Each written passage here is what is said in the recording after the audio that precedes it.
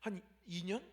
2년은 된 것 같아요. 2년 동안 이렇게 막 함께 달려오니까 진짜 제가 다 기쁜 것 같아요. 야, 이 다윗의 이 기름 부는 장면이 내 눈앞에 확 선명한 것 같고, 여러분은 별로 그렇지 않은 것 같은데 저는 그렇습니다. 아무튼 오늘 드디어 다윗이 왕이 됩니다. 그런데요, 오늘 함께 나누고자 하는 것은 다윗이 왕이 됐다라는 것이 아닙니다. 다윗이 왕이 되는 그 과정, 그리고 왕이 되는 그 과정들의 하나님의 일하심을 함께 보려고 하는데요. 다윗이 왕이 되는 과정, 우리가 그동안 잘 많이 살폈던 것처럼 쉽지만은 않았습니다. 다윗은요, 17세에 골리앗을 무찌릅니다. 그러니까 17세보다 어린 나이에 사무엘 선지자를 통해서 기름 부음을 받습니다. 그때는 아무것도 몰랐을 거예요. 내 삶이 어떤 인생이 될지. 그리고 나서 이 골리앗을 물맷돌을 돌려서 쓰러뜨리죠. 그때부터 다윗의 인생은요, 그래프로 따진다면 위로 상승 곡선을 이제 그리면서 쭉 올라가죠. 막 사람들이 사울이 죽인 자는 천천히요, 다윗 죽인 자는 만만히로 하면서 막 박수 치면서 다윗 지나가기만 해도요, 아주 슈퍼스타입니다. 그것이 독이 돼서 이 사울의 미움과 시기를 받죠. 그때부터 이 다윗의 인생은요, 곤두박질 치기 시작합니다. 17세부터 사울의 옆에 있기 시작했는데요. 처음에는 그의 수금을 타는 사람, 노래를 부르는 자로 있다가, 그러다가 이제 군인으로, 싸워 나가는 그 군인으로 이렇게 있다가 군대로서 이제 사울 옆에서 정말로 사울의 오른팔처럼 이렇게 행동을 하다가 이제 시기가 시작되면서 근 한 10여 년의 세월을 사울로부터 도망치게 됩니다. 사위인데도요, 죽이려고 해요. 몇 차례를 죽이려고 합니다. 그런 인생으로 그의 인생이 바뀌게 되어버립니다. 그리고요, 이제 사울이 죽었습니다. 사울이 죽고 나서 이제 하나님이 말씀하신 나에게 기름 부으신 그 뜻, 그 사역을, 그 일을, 하나님의 일을 행하시려나 싶었는데요, 그가 차지한 땅은요, 유다 한 지파였고요, 나머지 땅은 생각지도 못한 이 이스보셋이라는 아무것도 아닌 정말로 약하디 약한 그 이스보셋이 아브넬을 등에 업고 11지파를 통치하는 왕이 되는 것입니다.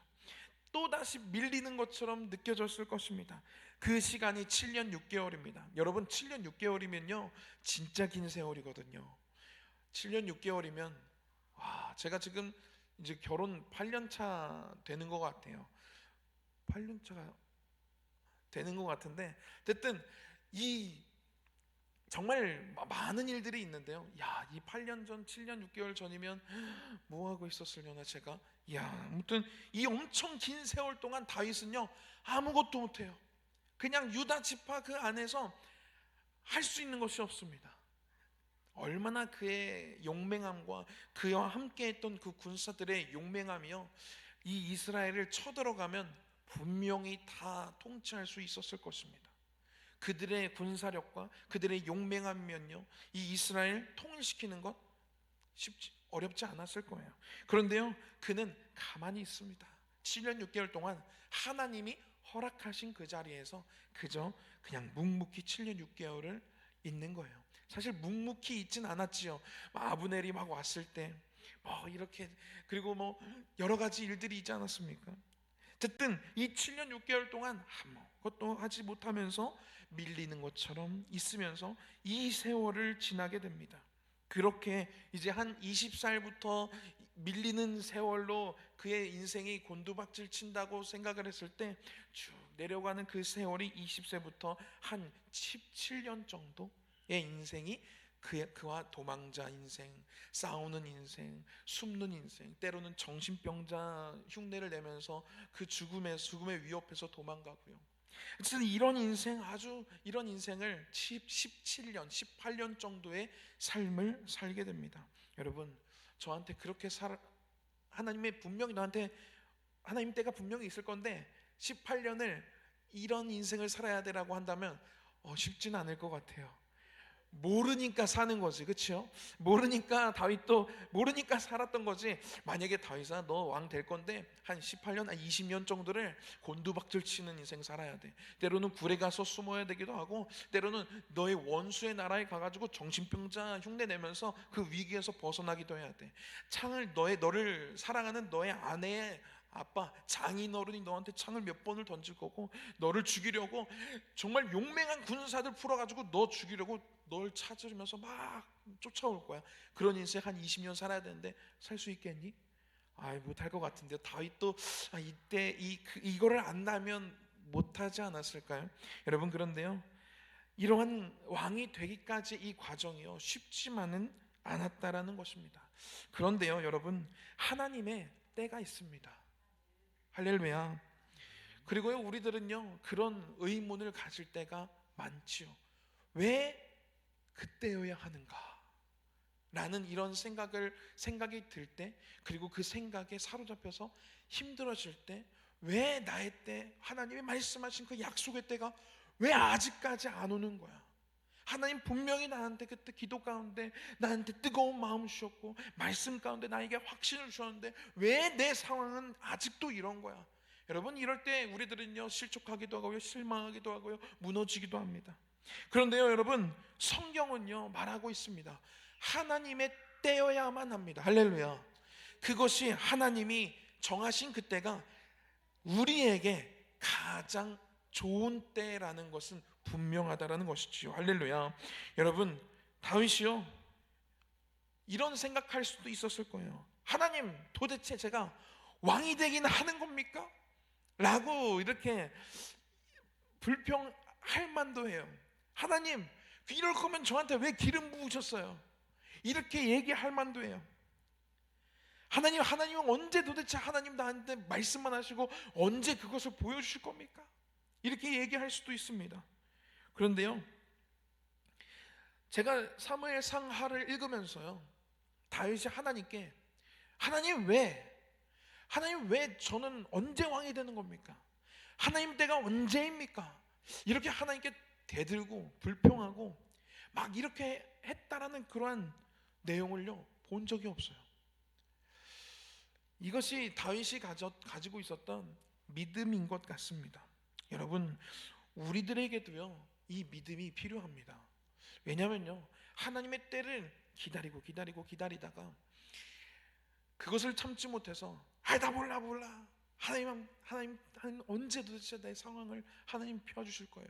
언제 하나님이 말씀하신 약속의 때가, 그때가 도대체 언제예요? 막 이렇게 하다 보면요, 여러분, 우리들의 그러한 잘못이요 죄가 되어서요 그 시기가 점점 늦어지기도 하고요, 그 하나님의 때가요 그 촛대가 옮겨지기도 하는 것을 우리는 보게 됩니다. 그 대표적인 예가 사울이지요. 사울이요, 그는요 하나님 빨리 사무엘 보내주세요. 이 전쟁 치러야 되는데 하나님 빨리 사무엘 보내주셔서 빨리 이거 제사 드려가지고 제사한 다음에 전쟁 이제 쳐들어가야 되는데 사무엘이 오질 않는 거예요. 그래서 그의 조급한 마음으로 됐어, 내가 해, 내가 제사 드린다. 야, 좋은 거 사무엘이 하던 거 따라하면 되는 거잖아 해가지고 제사 자기가 해요. 하나님이 보시기에요 그것이요 죄악이었습니다. 여러분, 하나님의 때를 기다려야 되는 것이요 우리를 위해서 좋습니다. 다윗은요 기다렸어요. 기다리고 또 기다리고 그 세월이 17년 20년 이렇게 지나고 있습니다. 제가요 옛날에 이제 신학을 시작하고 이 에덴조한 감리교에서 사역을 했습니다. 사역을 하다가 대학원이 됐을 때 이제 다른 교회로 사역을 나가기 위해서 이렇게 하나님께서 인도하셔서 서울로 이제 사역을 가게 되었습니다. 결론으로 말씀드리면 정말 힘들었어요. 저는 그곳에서 한 10개월, 11개월 정도 있었나요? 11개월 정도를 거기 사역을 했는데요, 마치 11년처럼 느껴졌어요. 그 11개월이 아마 제가 모르긴 몰라도 우리 성찬 전사님이 그런 시기를 겪고 있지 않을까 하는 그런 생각을 갖고 있는데 정말 힘들었습니다. 물론 제가 서울이라는 것이 되게 낯설기도 했고요, 그것이 문제는 아니었지만 그곳에서의 사역이 정말 힘들었습니다. 이곳에서 제가 사역을 하면서 느끼지 못해, 신경 쓰지 않아도 되는 것들을 신경 써야 되는 거예요. 그래서 우리 청년들 지금 직장 생활 준비하고 있고 취업을 준비하고 있는데, 제가 우리 청년들 준비하는 청년들 보면서 늘 그런 얘기 하거든요. 얘들아, 지금이 축복인 거다. 지금이 귀한 거다. 여기 우리 미정이랑 형진이 있는데 사회생활 해보니까 그렇지요. 카페에서 공부하고 있을 때가 훨씬 좋았지요. 우리 그런 이야기가 있어요. 취준생들은 꿈이 취업이지만 취업을 하면 꿈이 퇴직이래요. 퇴사. 뭐 그런 얘기가 있는데, 제가 그곳에서 직장 생활이라는 것이 무엇인지, 눈치를 본다는 것이 무엇인지를 많이 배우게 되었습니다. 왜 나를 하나님 이곳으로 인도하셨지? 라는 생각을 정말 많이 했었어요. 그러고 나서 안 되겠다. 여기서는 내가 더 이상 있으면 안 되겠다라는 그런 마음이 들었고, 기도하면서 그런 하나님이 그런 감동을 계속 주셨어요. 그래서 다른 사역지를 알아보는데, 다른 한 교회를 이제 목사님과 전화도 됐고 얘기도 됐고, 이제 목사님 미팅만 하면 되는, 그리고 이러한 되어지는 상황을 그 교회에, 제가 그때 당시 사역하고 있는 교회 목사님께 보고만 드리면 되는 그런 상태까지 진행됐었습니다. 그런데요, 목사님은 목양실이 3층이었고 사역자실은 2층이었거든요. 근데 이제 새벽 예배 끝나고 목사님이 목양실로 가시는 거, 이제 기도 끝나고 가시는 걸 보고 가서 말씀드려야지 해서 따라가면, 그날은 3층으로 올라가면 그날은 목양실 안 들리시고 집에 가시고, 그리고 언제 말씀드려야 되지? 그래서 퇴근 전에 목양실에 계속 계시는 거를 보고 있다가, 오케이, 가야지, 내가 말씀드려야지 해서 저는 계단으로 올라가는데, 그때 CCTV가 거기는 다 있었거든요. 계단으로 올라가는데 목사님은 엘리베이터를 타고 내려가시고, 왜 이렇게 이게 왜 이렇게 엇갈리지? 하는 그런 생각이 들었어요. 이거 그냥 말씀만 드리면 되는데, 그렇다고 카톡으로 이렇게 말씀드릴 수도 없고, 문자로 전화로 말씀드릴 수도 없는 노릇이고, 어떻게 해야 되지? 왜 이러지? 그러면서 몇 차례, 그 이후로도 한 서너 차례가 이렇게 엇갈렸어요. 마치 옛날에 천국의 계단, 여기까지는 얘기하지 않겠습니다. 계속 엇갈리는 것처럼 막 엇갈리는 거예요, 목사님이랑 제가. 그래서 뭔가 이상하다. 그러다가 대전에 내려오게 됐습니다. 그때 제가 그 서울에서 사역한 이후에 이제 제자들 교회로 가서 사역을 하게 됐는데, 그 제자들 교회 목사님이 생전 우리 카페를 안 오셨는데, 그때 거의 처음 오신 거일 거예요, 아마. 근데 제가 대전에 내려오는 그 시간에 그때 와서 저희 담임 목사님과 대화를 나누고 계셨습니다. 그러면서 저도 이제 저 어릴 때부터 좀 알고, 이제 저도 존경하는 목사님이니까 인사를 드리려고, 목사님 안녕하세요 인사를 드렸습니다. 그러니 대뜸 저에게 그분 이제 성품이 그러시거든요. 대뜸 저에게 너 사역자 어떻게 할 거냐 이러시는 거예요. 그래서 지금 어디 교회 이렇게 얘기하고 있고 이제 보고만 드리면 되는 그런 상황입니다. 근데 야, 그 교회를 왜 가냐? 너 우리 교회 와라 그러시는 거예요. 그래서 네, 이렇게 그분의 카리스마가 좀 그런 게 있거든요. 그래서 네, 알겠습니다 하고, 그러고 나서 이제 서울에 올라가서 담임 목사님을 바로 만나게 되고, 목사님 제가 이래서 이렇게 되었습니다. 단 한 번도 엇갈림이 없이 그런 보고를 드리고, 그때 이제 사역을 정말 잘 마무리하고, 정말 감사한 그러한 또 축복을 받으면서 사역을 마무리하고 또 임지를 옮기게 되었습니다. 그런데요, 저는 이 1년의 과정에서 하나님이 왜 자꾸 막으시지라는 그런 생각이 들었어요.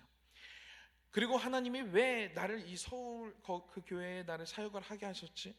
그리고 하나님이 또 바로 내려왔을 때 하필 카페에 제자들교회 목사님 계셔가지고 같이 대화를 나누면서 사역을 한순간에 턴하게 되고, 또 왜 제자들교회로 인도하게 되셨지? 그 시기마다 되돌아보았을 때, 그때는 이해가 되지 않는 부분들이 정말 많이 있었습니다. 그런데 되돌아보았을 때 하나님이 그 교회는 내가 그 순간에 나의 생각과 나의 사역적인 이러한 부분들을 보았을 때, 그때는 내가 서울에 가 있어야 되는 상황이었구나.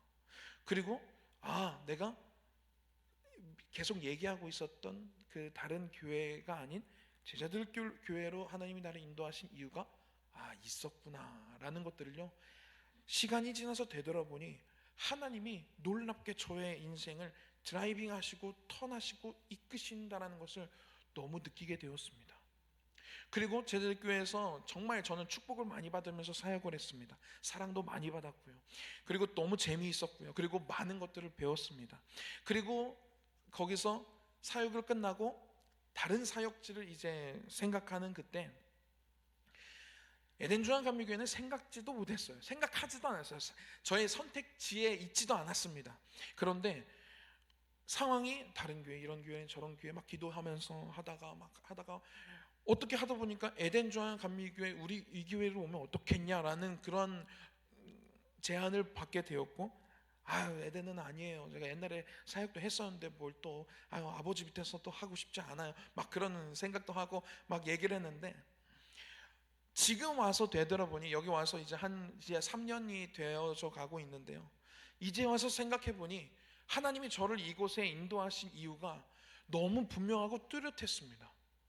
제가 이제 서울과 제자들교회에서 물론 하나님을 붙잡는 기도의 훈련, 그런 또 여러 가지 전도의 훈련도 많이 받았지만요, 에덴중앙감리교회에 와서 제가 받는 것은 무엇이냐면 말씀에 대한 훈련을 하나님이 시키고 계십니다. 그래서 그 부분이 너무 감사해요. 설교도 계속하게 되고, 그리고 우리 목사님이 계속해서 강조하시는 샤우팅도 어쩔 수 없이 하게 되고, 그러다 보니 하면서 눈물도 나고 은혜도 받게 되고, 거기서 하나님이 주시는 그 인도하심을 또 경험하게 되는 그러한 사건들이 계속해서 있습니다. 그리고 더 좋은 것은 무엇이냐면, 제가 제 또래 동기 목사님들은요, 자식을 볼 시간이 없습니다. 새벽 예배 때 나가가지고요, 그러면 아기가 그 이후에 일어나요. 그러면 어린이집을 갑니다. 그리고 어린이집에서 돌아오면 엄마랑 있다가, 그리고 아기 잘 때가 되면 퇴근하라고 집으로 갑니다. 근데 저는요, 너무 감사하게도요, 우리 건아와 함께 할 수 있는 시간이 또 이렇게 있다라는 것이 참 너무 감사한 그러한 시기인 것 같습니다. 지금 와서 되돌아보니 그 당시에는 이해되지 않았던 하나님의 인도하심이 지금 와서 되돌아보니, 그게 이해되지 않는 하나님의 인도하심이 아니라 하나님이 나를 사랑하셔서 하게 하신 선택이셨구나 라는 것이 너무 많이 느껴집니다. 여러분, 다윗이요, 왜 이때여야 합니까? 만약에요, 다윗이 사울이 마음에 안 들어서 군사들을 데리고 사울을 죽이고 왕이 됐다. 그러면 사울 편에 있던 사람들이 이 다윗에 대한 반감이 생기지 않겠습니까? 나라가 둘로 찢어질까요? 아니면 여러 갈래로 찢어지지 않았을까요? 만약에 이 아브넬이 내가 당신을 이 이스라엘의 왕으로 만들어 드리겠습니다 해가지고 이 모든 이스라엘을 다니면서 다윗이 이제 왕입니다라는 것을 이제 얘기하고 다닐 판인데, 만약에 아브넬이 그렇게 온 이스라엘을 다니면서 이제 다윗을 왕으로 섬기세요 해서 다윗이 진짜 그렇게 왕이 됐습니다. 그러면 사울 편에 있던 사람들은 어떻게 되겠습니까? 다윗을 배척하지 않겠습니까? 만약에 그 레갑과 바하나가 이 이스보셋의 군사였던 레갑과 바하나가 이스보셋을 죽이고 그의 머리를 가지고 다윗에게 왔을 때, 그들의 그 제안을 받아들이고, 이거 보십시오, 이 레갑과 바하나가 이스보셋의 머리를 가져왔습니다, 이제 이 나라는 다윗의 나라입니다 하고 다윗이 자기가 왕임을 선포했다면 어떻게 됐겠습니까? 사울의 아들 이스보셋을 죽인 그 다윗을, 그리고 그들을 품은 그 레갑과 바하나를 품은 이 다윗을 이 베냐민 지파가 가만두었겠습니까? 베냐민 지파가 함께 어우러질 수 있었겠습니까? 여러분, 만약에 사울이 굴에 들어왔을 때 그를 옷을 찢은 게 아니라 그를 죽이고 그리고 왕이 됐다면, 그러면 하나님의 나라가 이렇게 아름답게 되지 않았을 것입니다. 여러분, 지금이 한 20년 동안 힘들었는데요, 다윗이 지금까지 우리도 이 설교를 들으면서 한 2년을 달려왔는데요, 지금이 하나님이 가장 원하시고 하나님이 보시기에 다윗에게, 그리고 이스라엘이라는 이 나라에게 좋은 합당한 때라는 것을 우리는 이제 되돌아보니 보이는 것입니다. 여러분, 우리들의 인생 속에서도요, 왜 나는 아직도 하나님 나에게 분명히 은혜 주셨잖아요. 하나님 분명 나에게 확신 주셨었잖아요. 근데 왜 내 삶은 아직도 이렇습니까? 여러분, 그러면요, 그 아직 되지 않은 그 하나님의 때가요, 이르지 않은 것이 하나님의 은혜라는 것이지요. 여러분, 오늘 이 다윗의 내용을 통해서 우리들은 볼 수 있습니다. 아, 하나님의 때를 잠잠히 기다리는 것이, 그것이 축복이구나라는 것을 우리들은 볼 수 있습니다. 여러분, 하나님을 믿으시기 바랍니다. 하나님을 신뢰하시기 바랍니다. 여러분, 그리고요, 또 그런 생각이 들었어요. 이 다윗의 이야기를 들으면서, 아, 왜 하나님의 방법이어야만 했는가에 대한 생각도 들기 시작했습니다. 다윗에게는요, 아까 이야기한 것처럼 사울을 죽일 수 있는 기회가 정말 많이 있었습니다. 두 번이 기회가 있었고요.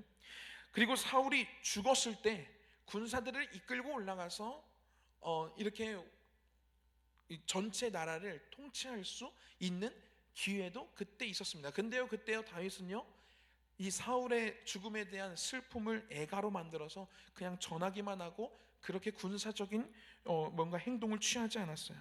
아브넬이 이렇게 그 다윗의 편으로 왔을 때, 그는요, 아브넬의 군사와 그의 부하들과 이 다윗의 부하들과 함께 힘을 합쳐서 이스라엘을 통치하고 통일시킬 수 있었을 것입니다. 그런 방법도 취할 수 있어요. 레굶과 바하나가 이스보셋 죽이고 찾아왔을 때 오케이 하면서, 이제 이스보셋이 없어졌으니 우리 다 같이 올라가자 하면서 올라가는 방법을 취할 수도 있습니다. 그런데요, 다윗은요, 그런 방법을 취하지 않았고요. 그는요, 이럴 때마다 애가를 지어서 부르거나 하나님께 그냥 어떤 행동도 취하지 않은 다윗의 모습을 보게 되는데요, 때로는요, 다윗의 이러한 모습이요, 바보같이 느껴질 때도 있습니다. 여러분, 우리도 그렇지 않습니까? 야, 너 지금 그거 되게 좋은 기회야. 야, 너 지금 그거 진짜 이거 잡아야 되는 그러한 기회야. 이런 기회는 두 번 다시 안 와. 여러분, 이러한 기회들이 우리들에게 찾아올 때가 있지 않습니까? 그런데 만약에 하나님이 기도를 하는데 하나님이 자꾸만 아니라는 그런 감동을 주시고, 기다리라는 감동을 주시고, 그 기회를 내가 잡고 싶은데 잡힐 듯 안 잡히는 그런 상황들이 벌어진다면요, 여러분, 그것은 하나님의 방법이 아니라는 것이죠.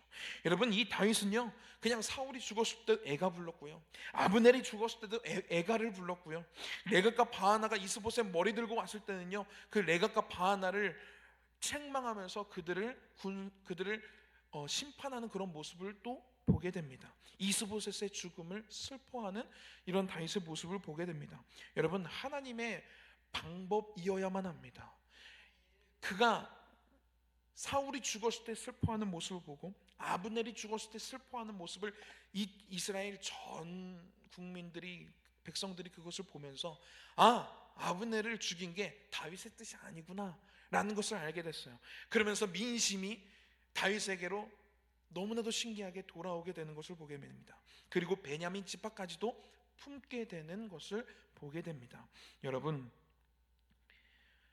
하나님의 방법이 있습니다.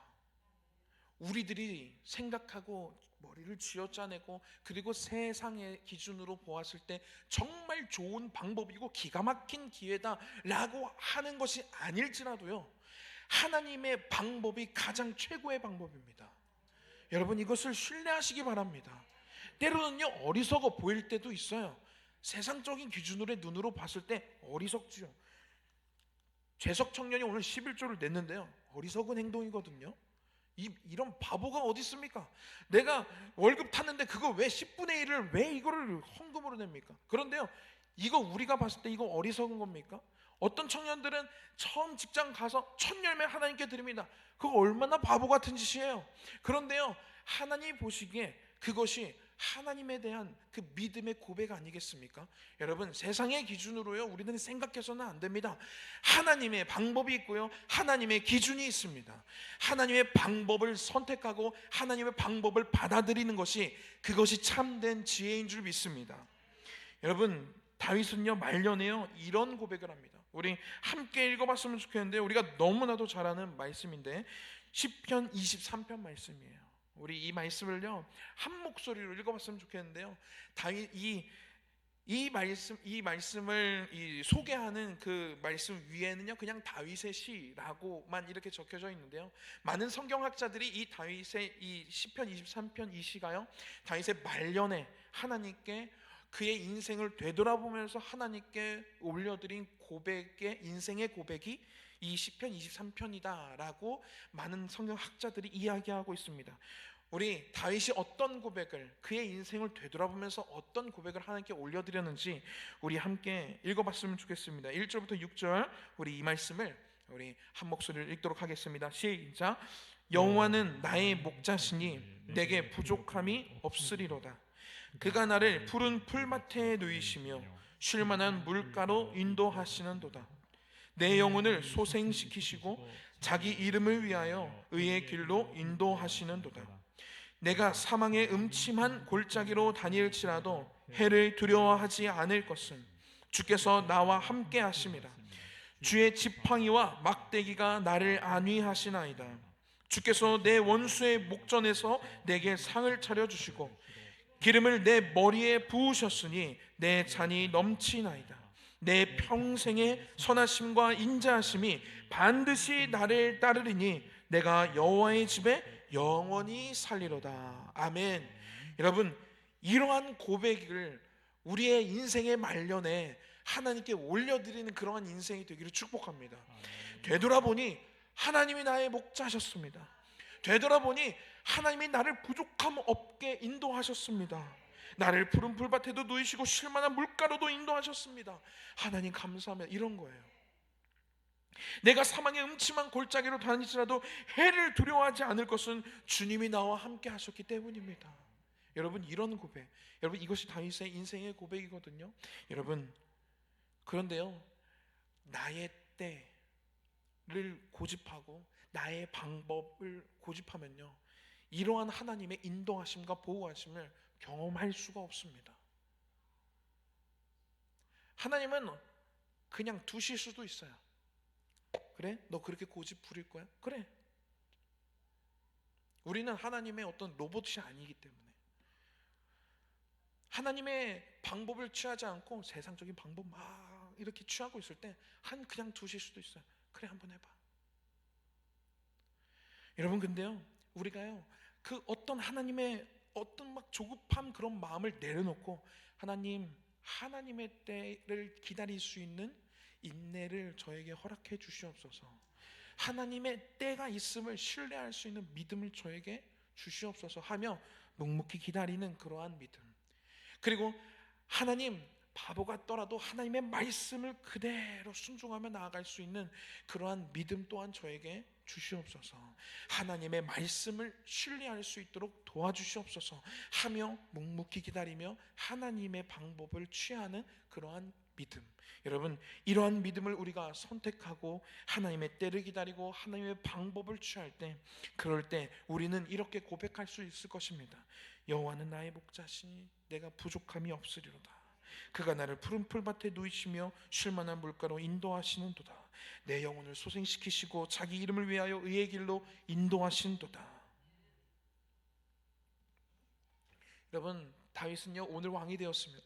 오늘 왕이 된 건 아니지만 우리의 이 설교의 이 순서에 따라서 오늘 왕이 되었습니다. 그런데요, 다윗의 이 왕이 되는 이 과정, 그리고 앞으로 다윗이 왕으로서 이제부터 시작이거든요. 다윗의 인생은요, 그의 삶을 살아가면서 그가 선택하는 그러한 또한 어떤 여러 가지 이 내용들을 보면서 하나님의 은혜를 우리들이 또 경험하고, 또 하나님이 어떻게 다윗의 인생을 인도하시는지를 우리들이 또 함께 보면서 도전을 받고 또 교훈을 삼는 그런 저와 여러분들이 되었으면 좋겠습니다. 우리 함께 찬양했으면 좋겠는데요, 이런 찬양이에요. 나의 가는 길 주님 인도하시네. 할렐루야. 여러분, 주님이 인도하십니다. 그는 보이지 않아도 날 위해 일하시네. 주 나의 인도자 항상 함께 하시네. 여러분, 우리 하나님은 어떤 분인지 아십니까? 이 후렴 이 부분을 보면 이렇게 나와 있어요. 광야의 길을 만드시고 날 인도해. 아멘. 사막의 강 만드신 것 보라. 하늘과 땅 변해도 주님의 말씀 영원히 내 삶 속에 새 일을 행하리. 여러분, 하나님은요 능력이 많으신 분이에요. 그런데 우리가 그 하나님의 능력을 신뢰하지 못하는 것뿐입니다. 여러분, 오늘 이 찬양을 함께 부르시면서요, 다윗이 하나님을 신뢰했던 것처럼 하나님의 때를 신뢰하고 하나님의 방법을 신뢰했던 것처럼 오늘 혹시 여러 가지 일들과 상황들과 그러한 사건들 때문에 조급한 마음, 불안한 마음, 걱정스럽고 염려스러운 그런 마음들이 혹시 있으시다면 주님이 나의 길의 인도자이십니다. 주님은 보이지 않지만 날 위해 일하신다는 것을 제가 압니다 하며 이 믿음의 고백을 하나님께 올려드리며 주님, 나의 삶을 주님 인도하여 주시옵소서, 이렇게 함께 고백하고 기도하는 시간 되었으면 좋겠습니다. 함께 찬양하겠습니다.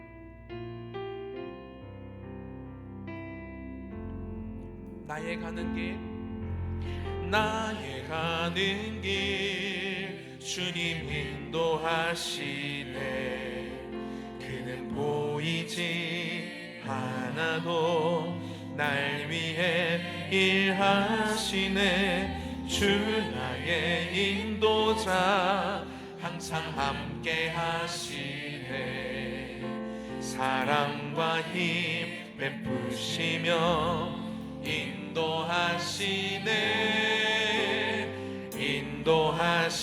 나의 가는 길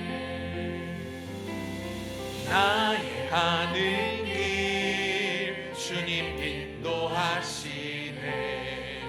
그는 보이지 않아도 날 위해 일하시네.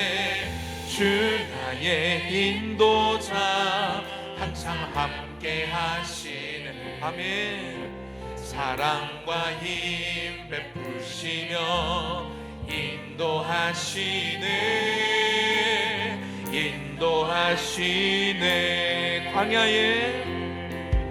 광야에 길을 만드시고 날 인도해.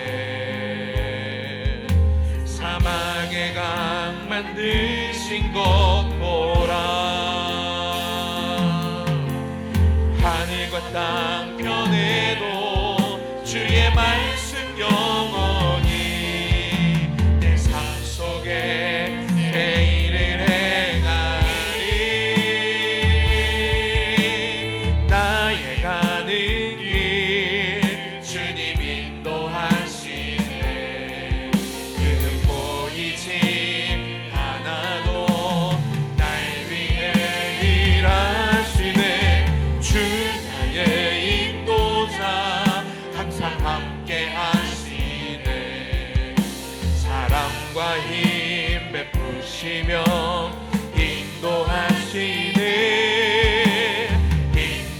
다시 고백합니다. 나의 가는 길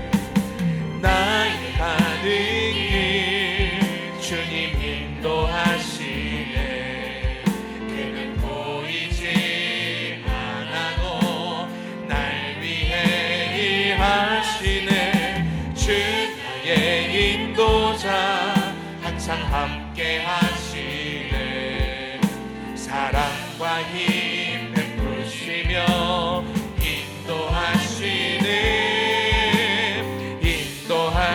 우리 하나님은 이런 분이십니다. 광야에 길을 만드시고 날 인도해. 아멘. 사막에 강 만드신 것 보라.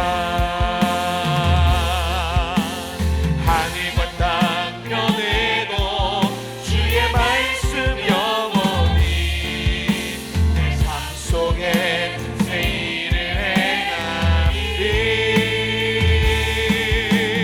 나의 가는 길 주님 인도하시네.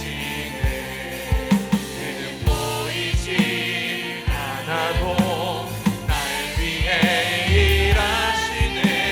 주 나의 인도자 항상 함께 하시네. 사랑과 힘 베푸시며 인도하시네. 한 번 더 고백합니다. 나의 가는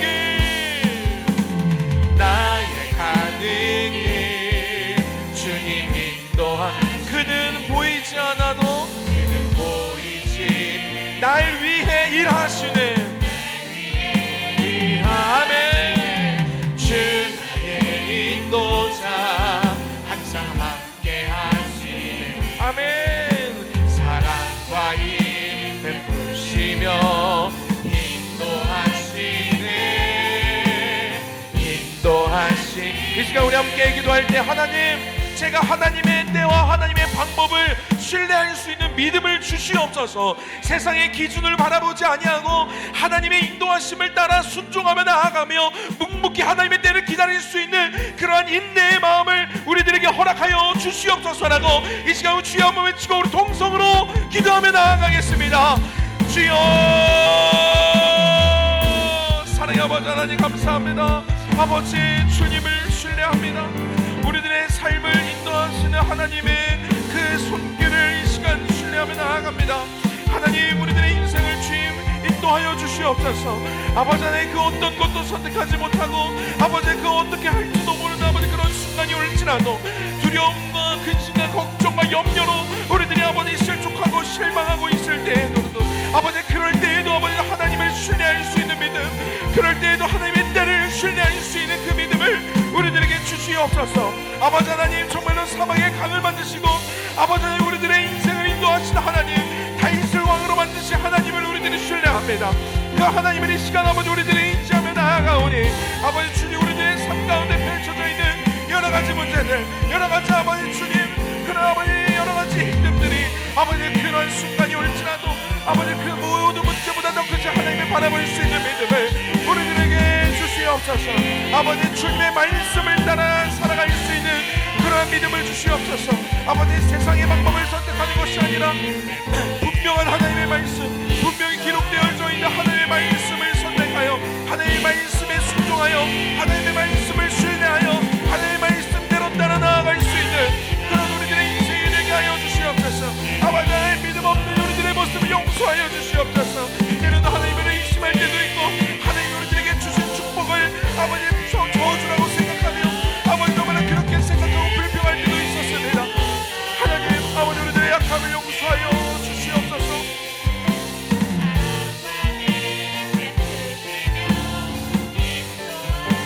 네, 인도함 나의 가는 길, 나의 가는 길 주님 인도하시네. 그는 보이지 않아도 날 위해 일하시네. 주 나의 인도자 항상 함께 하시네. 사랑과 힘 베푸시며 인도하시네. 인도하시네. 주님, 지금까지 우리들의 인생, 우리들의 삶을 하나님께서 인도하셨다라는 그 사실을 이 시간 신뢰하며 믿습니다. 하나님, 지금까지 우리들의 인생 주님께서 인도하셨사오니 하나님, 하나님의 영광을 위하여 우리들의 삶을 사용하여 주시옵고 우리들의 삶을 통치하여 주시옵소서. 하나님의 그 사역을 위하여, 하나님의 그 계획을 위하여, 하나님의 이름을 위하여 우리들의 인생을 주님 드라이빙해 주시옵소서. 하나님께서 우리들의 삶의 선장이 되어 주셔서 하나님의 때를 우리들이 신뢰하게 하여 주시고 하나님의 방법, 하나님의 방식을 우리들이 온전히 신뢰하게 하여 주시옵소서. 분명히 기록되어져 있는 하나님의 말씀을 온전히 신뢰할 수 있는 믿음을 우리들에게 허락하여 주시옵소서. 그리하여 주님과 동행하며 이 땅에서 살아가다가 오늘 다윗이 말년에 하나님께 고백한 것처럼 주님이 나의 인도자 되셨습니다. 주님이 나를 쉴만한 물가로 인도하셨습니다. 주님이 나를 사망의 음침한 골짜기에서 우리를 보호하셨습니다 라고 고백할 수 있는 그러한 믿음의 고백을 하나님께 올려드릴 수 있는 그러한 인생이 우리의 인생 되게 하여 주시옵소서. 하나님, 하나님께 마음의 감동이 되어서 하나님께 드려진 예물들이 있습니다. 하나님, 이 예물 하나님 기뻐 받아 주시옵소서. 그리고 이 예물을 하나님께 드리며 마음에 가졌던 그 감동들, 그리고 마음에 가졌던 그 뜨거운 마음들 주님 그것 또한 함께 받아 주시옵고 기도의 제목 또한 하나님 다 받아 주셔서 하나님의 때에 하나님의 방법으로 이들의 삶 가운데 하나님께서 역사하여 주시고 인도하여 주시옵소서. 함께 하실 주님을 기대합니다. 예수님의 이름으로 기도했습니다. 아멘. 하늘에 계신 우리 아버지여, 이름이 거룩히 여김을 받으시오며 나라가 임하옵시며 뜻이 하늘에서 이룬 것 같이 땅에서도 이루어지이다. 오늘날 우리에게 일용할 양식을 주옵시고 우리가 우리에게 죄 지은 자를 사하여 준 것 같이 우리 죄를 사하여 주옵시고 우리를 시험에 들게 하지 마옵시고 다만 악에서 구하옵소서. 나라와 권세와 영광이 아버지께 영원히 있사옵나이다. 아멘.